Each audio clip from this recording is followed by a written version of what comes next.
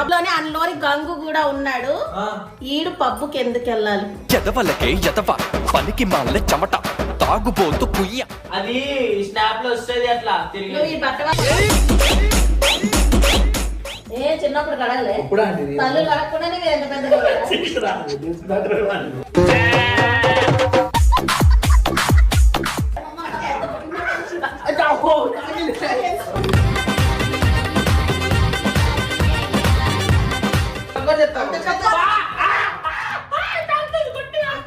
నువ్వు పెద్ద అపరిచితుడు అమ్మ మొగుడులాగా ఉన్నావు అరే.